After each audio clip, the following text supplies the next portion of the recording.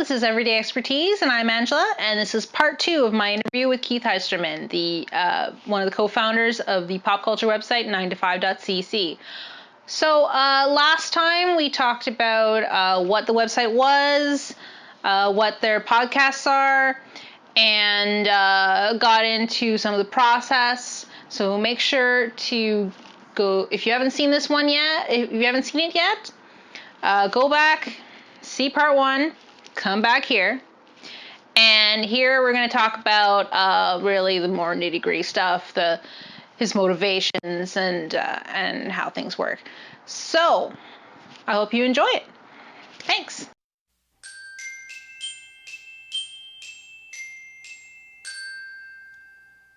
All right, so we were talking about editing. Yes. Yeah.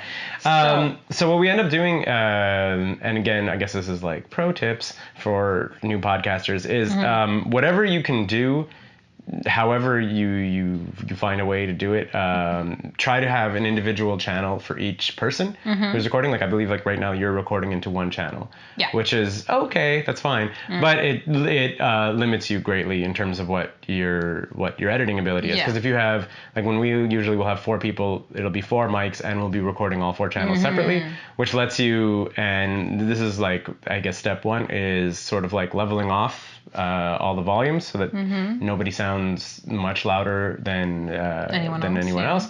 And then from there, like I said, I'll usually listen to the entire thing start to finish. And sometimes there's a couple of like tricks and stuff. Like if people are talking over each other, sometimes if you can kind of cheat and cut the individual streams and like move them a little bit apart. So it's like, even though they're talking over each other, so like they say the recording is like there and there, you can kind of like separate it.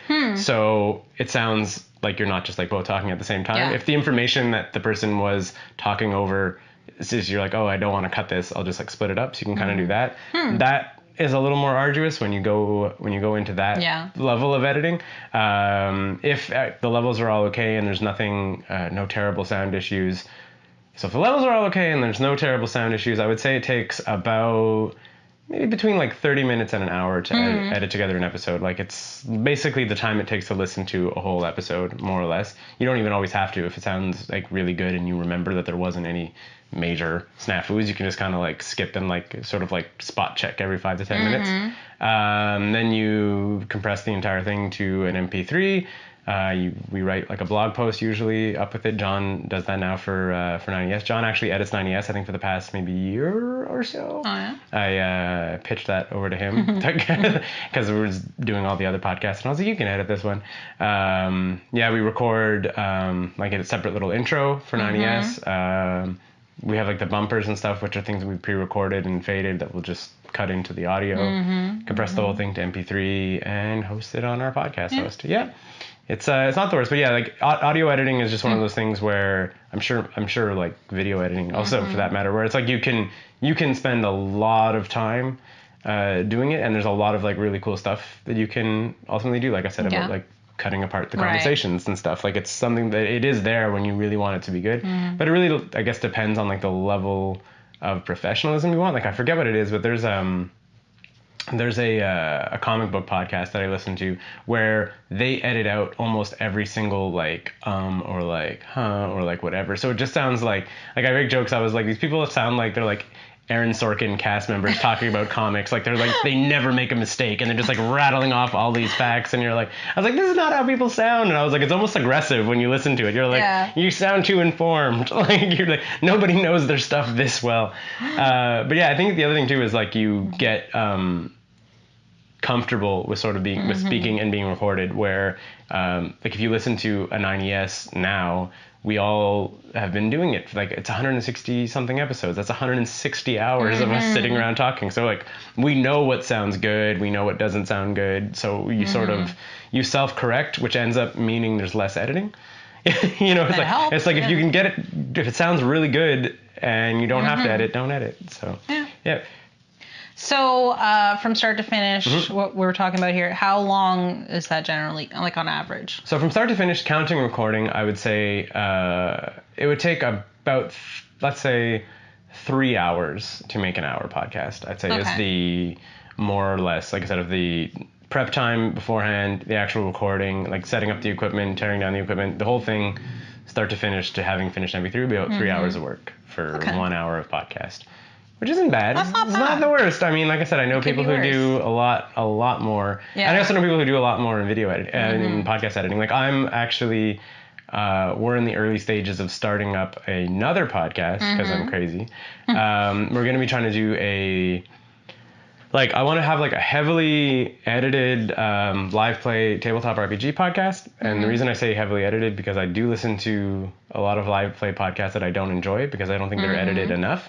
Like where there's like too much table talk, there's too much like looking up rules. And I'm just sort of like, I'm like, if you take like an average, like say like a 4-hour D&D session, or let's say 4 hours kind of long, like a 3-hour D&D session. I was like, I feel like there's only about like 45 minutes of like actual content you'd want to listen to. Yeah. You know? So that's kind of like, it's very ambitious. Like our plan for that is what I want to do is I ultimately want to run I guess it would be like maybe a 4-session story arc, record everything, and then really take my time with the editing in terms of like cutting out literally anything that I think is not entertaining, maybe adding some sound cues and stuff. It's going to be, that's going to take like so long. Like I was like, I imagine, like in my head, I was like, as a goal, I want to play the game, I think maybe from mid-September to mid-October, and I wouldn't be surprised if I don't have a podcast until like January. Like, like I was like,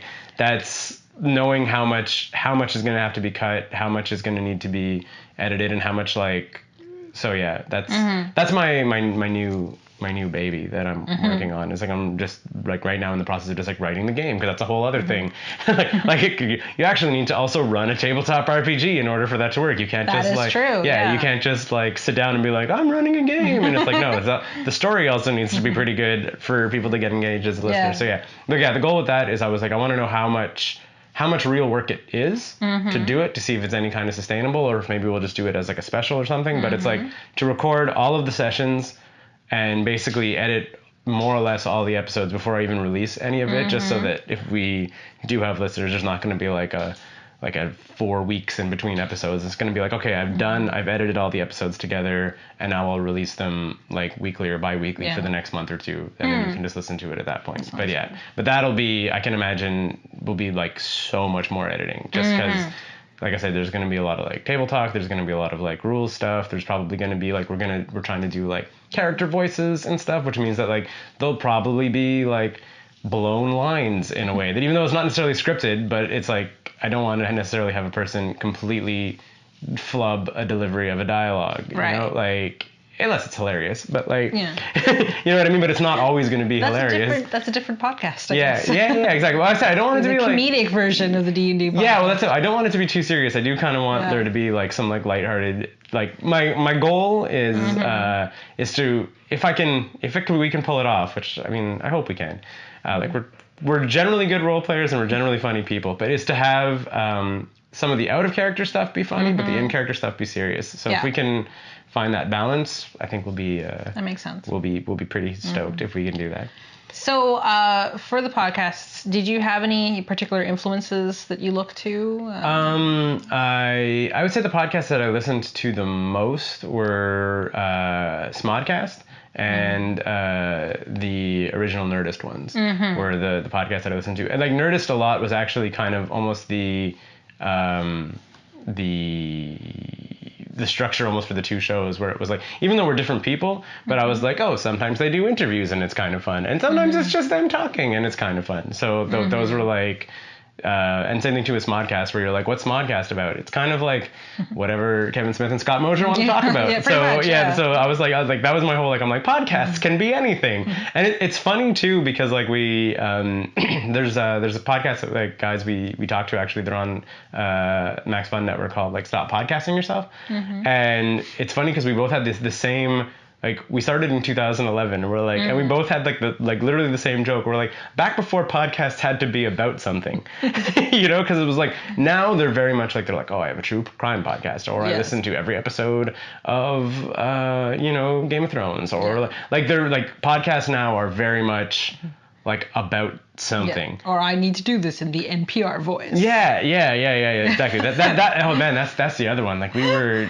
just, it's so weird sometimes. Like we've done other, like Walter's done more of other people's podcasts, and he's like, man, he's like, you're talking to someone, you're like, oh, they're pretty cool, and you're like, welcome back to the show, everybody, and you're like, where did you come from? We're like, that's, we're like, that's not happening, and that's like, it's weird because I was like, I also find it's one of our I guess differentiators is like we don't do that, and it's like you listen to so many of like the like roundtable discussion podcasts and it's sort of like, and coming up next we're going to be talking about Infinity War, the latest in the Avengers film franchise. You're like, who talks like that? And you're like, why am I listening to a person who seems like bored with themselves?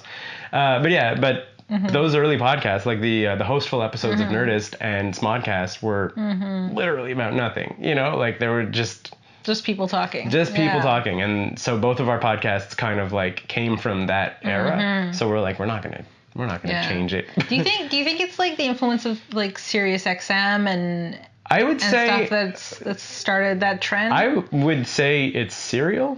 Yeah. Like it was straight up Serial. I was like, it was the most successful podcast in the world, and everyone was like, oh, we can sound like that, and it's about a thing. Like I think that Serial, first of all, made the true crime boom. Which, don't get me wrong, I'm a fan. Yeah. Like I'm a fan of a lot of the true crime podcasts. I was like, my wife listens to, I'm pretty sure she's listened to every episode of My Favorite Murderer, which again is a quote unquote true crime podcast, but they're not very well researched and it's kind of about whatever, and I enjoy that podcast a lot, but I'm like, I think there's something to be said about the less polished versions, because you can kind of, I've always thought of it in terms of, like the draw or the appeal is the hosts, not necessarily the content. Right. If that makes sense. Like if you're listening to My Favorite Murderer, both girls are like very funny, very talented, not well informed. Like they have so many, like a string of corrections all the time, and they're like they Google something, read like an article or two, and then talk about it. Whereas you listen to something like Atlanta Monster or Serial or whatever, and you're like, oh, this is perfectly researched down to the wire, like even stuff, what's the other one podcast I listen to? Last Podcast on the Left. Like that's a comedy podcast, but like they're incredibly well researched, but I'm like, I'll listen to Last Podcast on the Left even if I'm not necessarily into their subject matter, because you kind of end up drawing closer to the host, because they again have a much more like loose, like engaging delivery, and they're not just sitting there delivering the facts. So I was always like, if you can kind of, and I mean, a lot of people listen to, like, not to say the only reason, but I was like, a lot of people listen to Go Plug Yourself because they become fans of like Walter and I. They're like, I haven't heard of this guest, but you guys are a good time. So I'll listen to it, and maybe they'll kind of find out about an artist that they hadn't heard of. So that's fun. But yeah, so that's kind of our inspiration, was sort of those, I say early, like it was like 2011, like 7 years ago. But like those early, more freeform podcasts were kind of our inspiration, and sort of what we ended up going with in both shows. And even the third podcast that we did, the monthly one, Pat on the Mat. Pat LaPrade is he's like a published like wrestling historian specializing in Quebec wrestling. And it's like, we had him on Go Plug Yourself twice, and inevitably, because Walter and I are both fans of wrestling, those episodes are just about wrestling. And like afterwards, he was like, we could just do this once a month where we just talk about wrestling, and we're like, done. And again, like that one is about wrestling, but it's still, other than the fact that like we will be talking about kind of the more current event kind of stuff, like wrestling that either just happened or is going to happen, it's still very freeform, and it lends itself to being very freeform because Pat is a wrestling historian. Right. So if all of a sudden we go off on a tangent about like a wrestling feud in Quebec in the 90s, that's what's going to happen, and it's not going to be about the current event that's going on right now. We're like, we'll spend 20 minutes talking about like this random match that happened at some point, and that's I think that's the most fun for me to record. And since, like we said at the top, like the website's for me, like that's like I said, since I'm only really accountable to myself and the people that I'm working with, it's going to be about whatever we want it to be. Yeah. So what's something you wish you'd known about podcasting before you got started? Audio editing is hard. Here, this is the one thing that this was like a nightmare at the beginning. I used to record using digital microphones. Not analog microphones plugged into an audio interface. And a thing that I did not know about was that if you record digitally, because it's not time synced analog, there's audio drift.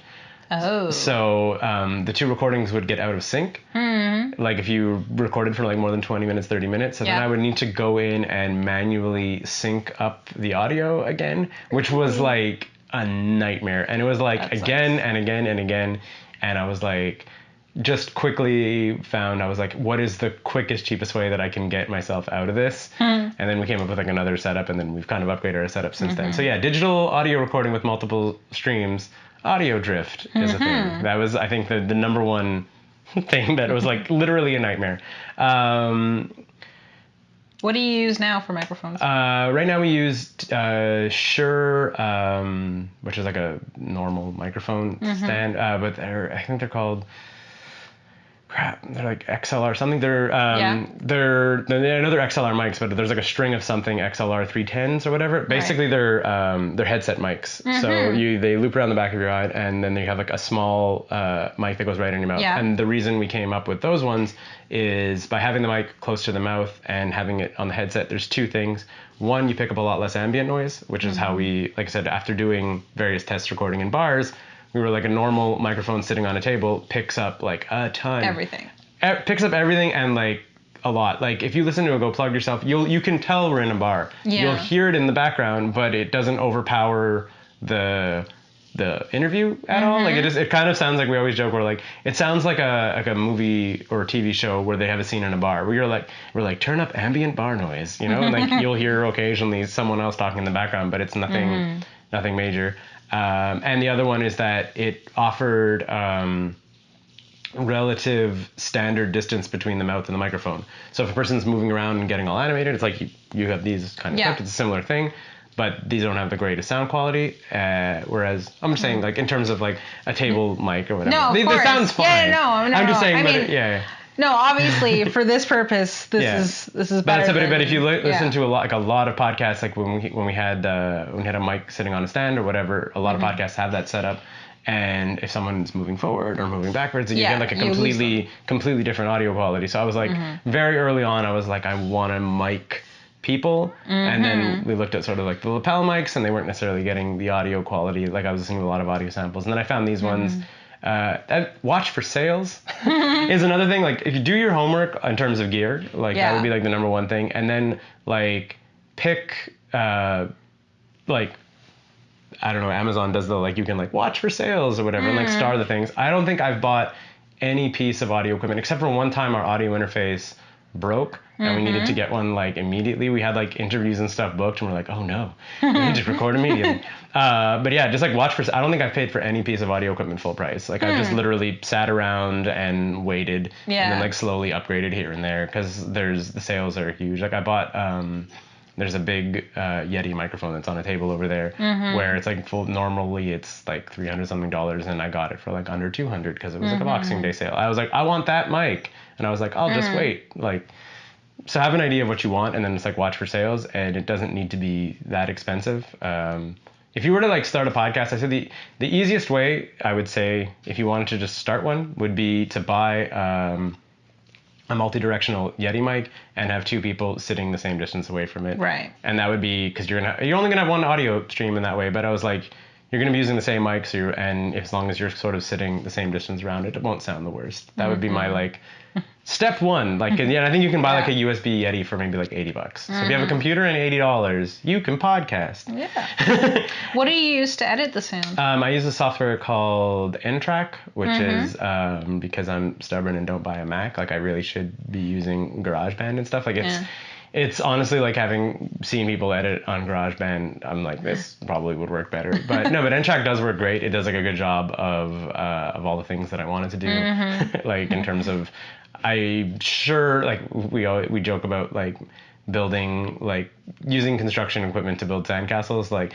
the DAW is like, you could be doing complicated musical arrangement. We're just like 4 people talking, and it's like you have all these different settings. If you're like, it's really designed to edit music, and you're like, yeah, but that's not what we're doing. So, so it's like in terms of like the knowledge of using the the software, it's like pretty much all self-taught, trial and error, being like, how do I record? And you're like, oh, now I have these audio streams. How do I edit? And reading a lot of tutorials online and just kind of piecing it together. There's a software that we still use because for some reason it's slightly better at compressing to MP3 as Audacity, which is a free software. And I know one of my buddies, Mark, recorded a couple episodes of a show called Drink to Think, which he edited completely on Audacity, and again was self-taught, just like reading user guides. So like I paid for N-Track because I do a lot of podcasting and I enjoyed it. I was like, this is doing exactly what I wanted to do. But like there's free options out there. Like Audacity is a really, really good one that could let you put together a podcast pretty well. So you have a 9-to-5 job. Yep. And you're doing the website. Yep. How do you integrate all these things together? I don't do a lot in the evenings other than website stuff. Like, basically that's it. I mean, I always joke about it where I was like, man, I don't have, I don't know, if you listen to 90S, you'll hear it being like, what did you do? And I'm like, not a lot of pop culture stuff. I was like going to movies. I was going to movies I can at least talk about, but it's like going to shows, editing podcasts, recording podcasts, doing like that occupies most of my Monday to Friday evenings. I'm fortunate enough to work at a job where the hours are slightly flexible. Okay. So, if I need to be out of the office at 4, it's just a question of me showing up at 8. I don't necessarily... You flex hours. Yeah, exactly. Yeah. That's it. So if so that means I can kind of set up and I work downtown, so we can set up a recording at Grumpy's at 4:30, no problem. So I'll bring the gear to work, head home, sit there recording, like I said, about an hour and a half. I'll be home by 6:30. If I wanted to edit it that night, I'm edited. It's done by 8. I can watch an episode or something and then go to sleep. How did you manage to get the, I guess it's sort of a partnership with Grumpy's for doing just by drinking Grumpy's a lot. Just making friends with all the bartenders? No, pretty much. I mean, Grumpy's was my my watering hole forever, even before podcasting. It got to the point where in Sejep there was a group of us who literally we would have messages for us when we went to Grumpy's. People, because it was kind of before everybody had cell phones. Yeah. People would call the bar, be like, is Keith there? And if it wasn't, can you tell him that John is looking for him? And you'd come in and then Ram would be like, hey, John called. And I'm like, oh, cool. So that, we already had a very good relationship. Very cozy relationship with Grumpy's. But we haven't even recorded every episode of Grumpy's. There was the fire on Bishop Street a couple months ago. And we were like, oh crap, we need to record somewhere else. And we found that bars are pretty amicable as long as you're drinking. Yeah. And I imagine as long as you don't show up Saturday night. Yeah, exactly. Yeah. That's it. I mean, that's what we almost always record before 7. When I say before 7, I mean the podcast will be done by 7. So, and we'll usually go on a Monday to Thursday. So it's usually bars are quiet and they're like, oh, 3 people who are going to sit there and have a pint or 2 each. Yeah. That's money. That's 3 paid customers. Yeah. So Grumpy's, I mean, we're obviously very gracious and what's the word I'm looking for? Appreciative? Appreciative is also true. What's the word? Flexible? We're just sort of we set up all the way kind of at the back of Grumpy's. If anybody's looking oh, can we come in? And we come there, we're yeah, you can come and literally sit next to us if you want to. We'd prefer it if you didn't, but we're not gonna stop you, it's if you want to be there, start setting up cones or anything. Yeah, exactly. That's it. And that was kind of the agreement that we had with Grumpy's, is they were as long as you're not making it unhospitable to the other patrons, they're yeah, go ahead. And we sort of it was important to us to kind of have a very mobile setup. We basically need one outlet, and if we have one outlet, we can plug everything into a power bar and all that stuff and just be pretty much good to go. We can even now, I'd say we can run the interface off of the computer without even plugging into an outlet. So we don't even need an outlet really if we're in a pinch. We could just literally, if the computer's fully charged, we could plug everything in and running it all off the computer power. So yeah, so that was kind of, we went to Grumpy's a bunch, and it just at the time, I think in 2011, Walter might have been hosting even the open mic at Grumpy's. So we were just sort of we were hey, Yeah. Can we record at the back here? And it's like, and that was kind of important to us, like, plug yourself, because one, we found the bar atmosphere to be a little more relaxed than sort of like, come over to my house, stranger, like person I've never met before. You know, it's like, it's a little weird. And so it's like people are a little more comfortable. You can have a beer, and it's like a nice, like, central location downtown. You're like, oh, we record at Grumpy's. It's on Bishop Street. You can just go there after work as opposed to going to someone's house or whatever. So it's like, I find it helps maybe get like guests to say yes. Yeah. Say yes to the guest. Yeah, imagine. Yeah. Okay. What would you say is your favorite and least favorite aspects of what you do? Excuse me. Sorry, you have to cut that. Favorite aspects, I would say, is meeting and talking to people that I sort of like respect and like look up to, and being able to like talk openly about them, like stuff like we made jokes, like we did we had the Kingpins on last year for 77 Montreal, and we had the Planet Smashers on this year, and I was like, high school me would have been like losing my mind. Like, it was still really cool, but I'm like, I'm not nearly as into ska as I was when I was like 16, 17, you know, but I was like, it was still really cool to talk to them, but I was like, but I often sort of, I'm like, wow, man, like, I would have been really into this. Like, we had one of the Just for Laughs, we talked to Mick Foley, and again, I was like, this is a dude who I like grew up like watching wrestle, and now I'm sitting here talking to him. So like my favorite like aspect is sort of like meeting these people and also getting to sort of talk to them. Not necessarily that they're even like celebrities, but it's just like people who are creative that you wouldn't necessarily otherwise get to talk to. It's like, usually, I mean, like, you do Comic-Con and stuff, like a meet and greet is like, hey, photo, and then it's like, it's over, you know? And you're just like, that's cool, and it doesn't necessarily, like, I don't want to diminish that experience, but it's like, it's a far cry from like sitting down and talking to someone for like an hour. Like they're a human being. Yeah, like they're a human being, and like, and getting to know them and stuff, and it's like, and so that would be kind of like my favorite element, and it's just like, I love sort of also, I mean, just talking to sort of people that I don't know about whatever they're sort of passionate about. Like, just, it's never going to be not fun to talk to a person about their passion, if that makes sense. Like, you know, like, it's always going to be, it's always going to be kind of interesting, like, no matter how you kind of slice it. My least favorite thing. Anything frustrate you?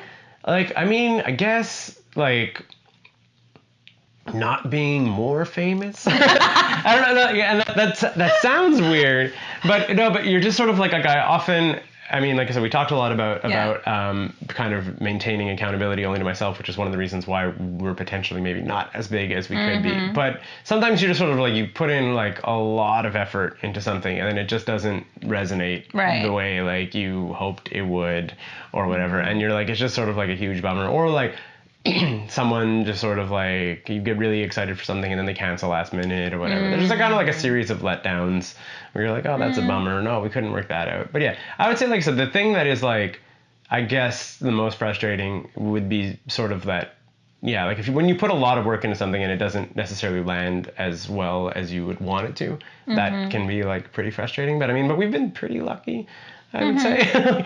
You know, like, I mean, like every now and then, like, I'll get like kind of bummed out by our download numbers or whatever, but then I talk to like other people who are running podcasts and they're like, well, your numbers are just destroying ours. And I was like, oh, yay, you know. But I was like, but it's like, yeah, exactly. But it's like, it's a joke that we were talking about, like, it's sort of weird, especially now, like if you were to like enter like the podcasting like medium, there are so many podcasts, and you're also like, you're competing against some of the stuff I talked about, like like, you know, like, hey, are people going to listen to you and your friends talk? Are you Kevin Smith? No? Well, then guess what? People aren't going to listen to you as much. Like, we're kind of lucky to have started, I think, when we did, because like I said, like, because 90S does get downloads and stuff. I was like, I honestly like think back and I'm like, if I started 90S like tomorrow, I don't think anyone would listen to it, like you know, because I'm like, it's just, I was like, it's just entering, it's just more competition. Yeah, it's just entering a space that's already like very, very saturated, which I think is kind of why we see now a lot more like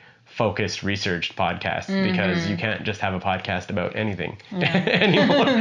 You can't just do that anymore, but you can if you have 160 episodes. Or if you're already famous. Yeah, or if you're already famous, people will talk to you. Yeah, exactly. That's it. But yeah, I think that's kind of the most frustrating, is when you put a lot of work into something and it doesn't kind of land the way you want it to. How do you cope with stress and as related to the website, or in general? When you hit obstacles of any kind, I don't. What do you do? No, it's kind of a mystery. We joke about it a lot. I'm kind of ultimately end up being sort of the driving force behind the website, and I'm whenever one of the other contributors or the host kind of get down, I'm I'll always pump them up and whatever. And someone's just sort of yeah, but you don't ever really get down. I was I do. I just my whole approach is basically I made the joke a lot where I'm just sort of I was nobody says I wish I played more video games on their deathbed. I mean, maybe someone would, but I was but and I've often said I was oh, I don't have enough time to play video games as I would probably because I'm doing all of this stuff. But I'm if I can sit there and extract myself from the situation and be yeah, but even if I'm in a situation where I'm doing the podcast and maybe it's not resonating or not having the downloads that I wanted to do that episode or something that I put a lot of work into, I could be but what was the alternative? The alternative was just me coming home Monday, Tuesday, Wednesday, Thursday night and just playing video games. I'm would that have been better? You know what I'm saying? And I'm not trying to dismiss anyone who has a good time playing video games. I love playing video games. He's talking about on a personal level. Yeah, but on a personal level where I'm I don't think there's any time lost, because I was even if, I mean to give if someone it's always hard to be oh, we don't have 100,000 downloads or whatever, but I was even if an episode only has say 100 downloads or whatever, I'm 100 people listen to me talk for an hour. I'm that's special. And I'm that's neat. I was if I did a live show and 100 people showed up, I'd be wow, 100 people. So it's you can kind of I don't get necessarily, and I was I enjoyed the process, and that all kind of goes back to what we talked about at the top, which was because we're only accountable to ourselves, we're only doing things that we enjoy doing. I mean, at one point, Sophie was on 90S, and now she's not on 90S anymore, because she was just straight up it's not doing it for me. It wasn't a blow up. We weren't she still works on the comic. Scott recently quit doing the comic because he was he's it's not fulfilling me in the way that I want it to be. And there's never been any hard feelings or anything like that. And because you have that we're only accountable to each other, I'm not going to freak out about it. I was and if at any point I stopped enjoying the process of creating the podcasts, I would probably stop doing them, and either John and Scott might keep 90S going or something. But I was if at any time I was this thing is not fun for me anymore, I would just stop doing it, because we kind of don't have that corporate accountability or a sponsorship or whatever. So I guess that's always what I tie in. I was do I enjoy doing it? And if I do, I mean, it, we just passed through a festival season where I was covering Just for Laughs, and then Heavy Montreal, 77 Montreal, and Osheaga, all within the span of about 2 weeks, and then subsequently got sick. And it was and it really did feel like working two jobs, because it's it's not quite the same as just going to Osheaga. You're okay, I'm going to Osheaga, but we're also Sarah has the camera and is taking photos, and we're kind of networking with some people, and there needs to be sort of remember everything that you did, because we're going to be doing a recap podcast afterwards, and it's there's all these extra weight of going to those things, and I was it's really fun, but it's exhausting at the same time. But I'm it's I mean, that the whole point of the website was just to sort of have that escape from the 9-to-5 job that may not be fulfilling, right? So it's I know full well that I don't think I would enjoy necessarily being a full-time journalist, but it's fun to do it sometimes. And the website kind of offers that avenue of being sometimes I get to be a real journalist, and then I get to go out and do this thing. Would you want to do it as your job?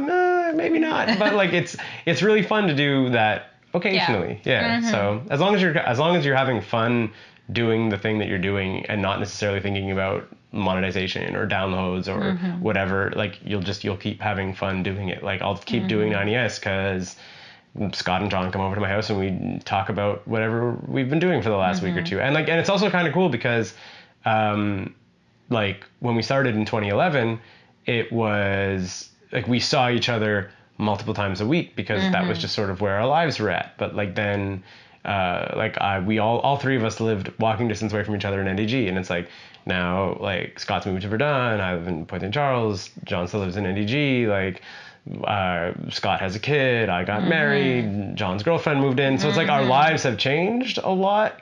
And honestly, like growing up, obviously, but I'm just saying, but like the opportunity, like what you sort of took for granted in your maybe like mid to late 20s of just like hanging out and just like having a little like geek talk doesn't happen every 2 weeks anymore. but now it still does. Yeah. So it's still, it's fun. Now you have like a structured reason to do it. Yeah, exactly. That's it. I mean, like that used to just be hanging out at Grumpy's, like, because that's what we would do after work or whatever. Right. But it's like, but now that our lives have kind of like made the sort of like getting together all the time a little less frequent, it's still fun that we still get together. And like, and I don't see myself ever not enjoying that, like it's cool, like like so. Do you guys ever get like block where you just sort of like there's a week or whatever where you don't know what you're going to talk about? No, not really. not really. Like maybe the subject matter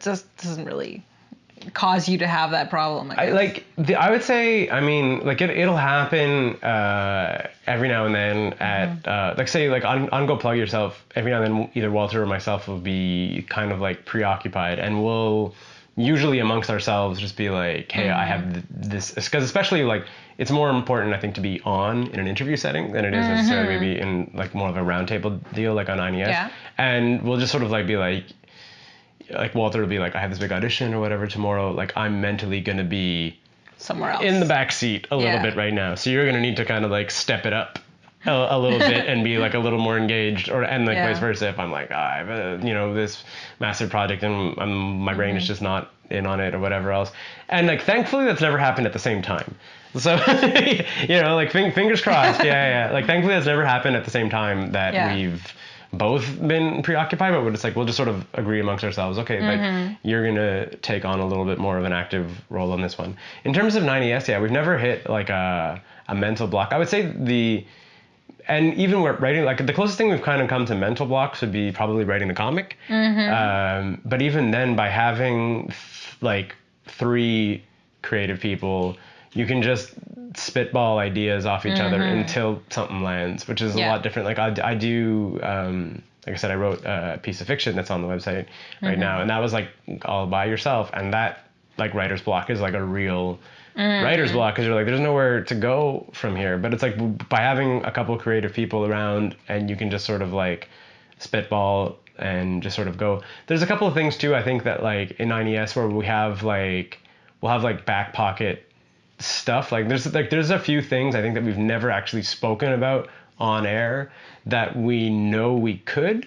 Like I said, like one of the ones I talked about, like that gaming, like RPG gaming story, like there's just like certain things about like old school video games or like a movie or two that we've all seen a million times but we've never really talked about, that I think we just sort of like, if ever we're like, oh man, like we have nothing to talk about. I think it also helps that both podcasts are bi-weekly. Like we release a podcast a week, but so like there's 2 weeks in between each one. Yeah. So it's like for a 90s, you have like 2 weeks worth of stuff and life that you could be talking about. I think it would be much, much harder to record either of them weekly. Like I think that as a host on Go Plug Yourself, it'd be hard to keep your energy up for like 4 interviews a month to be like exciting and engaged with the person. And I think that with 90s, it would be hard to like only talk about a week's worth of like pop culture and life. Like by having them split up the way that we have them split up, it sort of like lets you always have 2 weeks to recharge your batteries kind of thing. So I think that was smart too.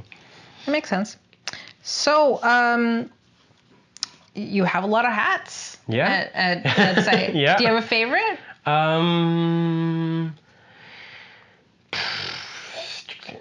mean, like podcasting is kind of the thing I think that I got good at. I was like, I feel that like the podcast is like one of the things that I was like, oh, this is something that I don't mind showing off. Like I was like, I really enjoy working on the comic, but I've like, that was probably really crappy.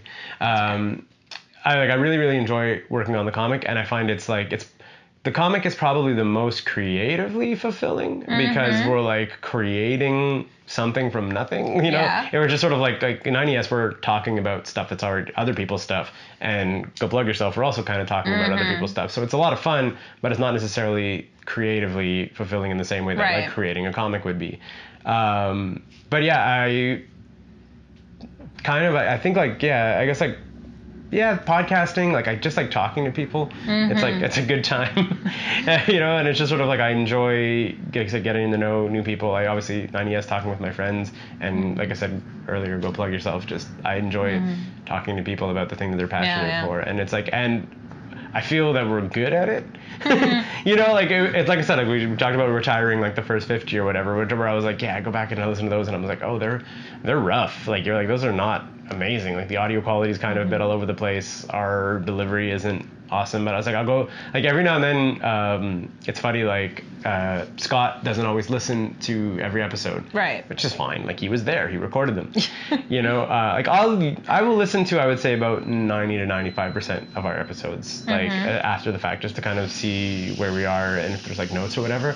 But like every now and then Scott will be like, this is like really good. He's like that was a really good podcast. He's like, I did not feel like, we're very comfortable being a podcast that you just like put on and half listen to. Yeah. Like we're not like Serial. You know, it's like we're totally fine. People are like, oh, like I put it on in the background while I'm like doing chores. I'm like, cool. Like while I'm working, awesome. I'm like, that's what it's there for. Like it's just like you said, eavesdropping on a geek conversation. But he's like, but it's still like really engaging. He's like, you guys seem like invested in what you're talking about. You seem excited. You just like sort of like have this like infectious like vibe going on, and it's like you listen back and you're like, this is pretty cool. Like I would with all the stuff that we try to create, I try to be like, would I like consume this? Like if I'm like, you have to sit there and be like really honest with yourself. You're like, would I consume this if I wasn't making it? And sometimes you're like, oh, maybe not, you know, like not everything always comes together. But then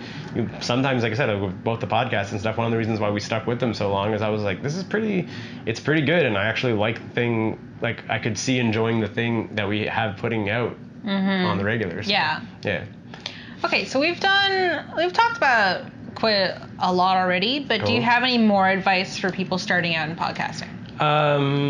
I would say especially in 2018, if you're an expert on something, like maybe go into that route. Like if you have something sort of unique and that you could talk about, like go for it. Like I mean, I've made jokes. John's girlfriend is she runs a yarn retailing store, whatever. And I was like, man, I bet you there's yarn podcasts. And there is. Like, there is knitting and yarn podcasts, you know? And it's like, if there's like, I guess the thing is that if you're going to do a podcast, number one, not to worry about the downloads or whatever, because they're either going to happen or they won't, is like the sad truth of it. But to make sure that it's about something that you enjoy doing. Like, on both of those podcasts, I mean, if we didn't record them, I would still enjoy the experience of making them. Like I would enjoy sitting down with my buddies and talking about stuff for an hour. I would enjoy sitting and talking and doing an interview with an hour. And I mean, and the other thing that I kind of touched on a little bit before is like listen back and be like honest with yourself. Like if it's crappy, don't post it. Like it's just and maybe take it as like a learning experience to be like, oh, why was it crappy? Did I like fumble over my words too much? Should I sound more confident? Like it's a podcast. Like you have the opportunity to edit yourself if you do want to, and you also have the opportunity to just, like I said, not post the episode. Like, but don't quit. If you're, but like if you enjoyed the thing that you did, but then you listened to it and it didn't turn out the way you wanted to, like try it again. Do you know what I mean? Like we have like a handful of lost episodes from the early ones where we're just sort of like, we're like, that did not work out. Like that didn't, true. Like that was not good. Like we had one episode that we never aired was when we were sort of discovering, I guess, what 90s could be. We had an episode that was called like Bad Dudes. And the concept was that we would have each researched like a bad guy from history, and it just like seems fine. You're like, oh, that could be kind of fun, where everybody's just sort of talking about their own like historical villain, and it seemed fun, and like it just didn't work. Like it wasn't funny, it wasn't engaging. Like our facts weren't great. Like people, like we were somehow not even interacting with each other well, and we're just sort of like. Yeah, it cost us an hour. We never edited it. We were like, yeah, that's not an episode. That is not like, we're just not doing that ever again. And like, I mean, I don't even know. Maybe I have the audio files kicking around somewhere. But yeah, like you can listen back to it and be like, if it's not good and it's not something you're like proud of, maybe don't post it. Right. I would say. But if it's something that you're passionate about and you enjoy doing, then do it. If that makes sense. That makes sense. Yeah, exactly. That's it. And like I said, absolutely, I would not worry about your downloads or whatever. And if you are, I would say you can go the route that we didn't go and like look for sponsorship or whatever, like, or not necessarily a sponsorship, but some sort of a partnership. Like one of the, I won't name who because it didn't work out, but like one of the companies that spoke to us was like a gaming shop, and they were like literally going to be okay with sort of like giving us a game every month to play and talk about, which I mean, which would have been super cool, but and it wouldn't necessarily been like a sponsorship in terms of like money, but I was like, hey, like a free board game every month, that'd be super fun. But like I said, but then we were like, oh, but then suddenly are we a board game podcast, and we absolutely have to get together once a month to play the game, and then B, talk about it and see what if the game's crap and how are we gonna like we ultimately ended up passing on the deal. But if you're good at podcasting and you enjoy what you're talking about, you could ultimately sell your product. You could say, hey, listen, here's an example of me and my friends doing a pop culture thing. Maybe go to a comic book store or a gaming shop or whatever and see if there's some sort of deal to be had there. And if you do want something a little more like physically rewarding, like those opportunities are there, because it's not a ton for that gaming company to put up a little poster for your podcast and you'll talk about their show. Like there's stuff, if you do want to sell yourself and your product is good, you can sell yourself. Yeah. If you do want that. So if you want to sell out, you can, man. The opportunities are there. There's nothing wrong with it. Nothing to stop you from selling it. No, but it's fine. But you know what I mean? And I was like, and part of us, we like had that conversation to be like, do we want to do a gaming thing? And we're like, you know. No, I think it's a fair sort of conversation. I think every artist has at some point in their lives. You know, do I go commercial? Yeah, exactly. That's it. It really depends, I think, what you want. What you want out of it or not. Yeah. So. All right. So we're at the part where you can plug stuff. Oh. Yeah. The podcaster of Go Plug Yourself. Yeah. No. Now has to think of something to plug. I was like, the plug is super easy. If you go to www.9to5.cc, you can find all of the stuff that we do. The links to all the podcasts are there. The links to all the comics are there. All the blogs that we write are there. You might have to dig around to find some of them if you're looking for something in particular, but they're all there. For all the podcasts, I think all the podcasts are on iTunes. They're all on Google Play. So however you get podcasts, you can, if you look for either Go Plug Yourself or 9ES or Pat on the Mat, you'll find them on most of the podcasting services. On Instagram, we're at 9to5. On Twitter, we're at 9to5cc. Facebook, I think we're 9to5.dotcc. So yeah, you can find us there. Do the podcasts they come out on a regular schedule? Yeah, so the deal is every Thursday on 9to5.cc we post a podcast. Yeah. That podcast will alternate back and forth between 9ES and Go Plug Yourself. Weirdly, because of the timing of Osheaga and 77, we had 2 weeks in a row where we had Go Plug Yourself, but that's reverting back. And I think that was the first time, I want to say, in like almost 4 years where the schedule got a little mixed up. Right. But there's always, I would say there's a podcast every week. And the 1 week where we didn't have a Go Plug Yourself, we ended up having a Pat on the Mat. So the goal is there's always a podcast a week. Pat on the Mat's a little harder to schedule because Pat travels a lot for wrestling. He's also he's the commentator on TV Sports, like their showing of WWE Raw. So he's the commentator every Wednesday night on the French language airing, even though it's on Mondays. The French language, I think, is Wednesdays. So he's the commentator on that. So he works a ton. That one happens once a month towards either the end or the beginning of the month. That one's a little less like clockwork than the others, but otherwise Thursday, I would say usually bright and early, but definitely every Thursday there's a podcast. Cool. All right. Well, thank you, Keith. Sweet. I'm Angela. This has been Everyday Expertise. Thank you for watching. Bye. Thanks for watching. We hope you enjoyed this interview. Be sure to share this video with friends and colleagues who may also enjoy this topic. Let us know your thoughts by leaving a comment below or check the description for our social media. See you next time.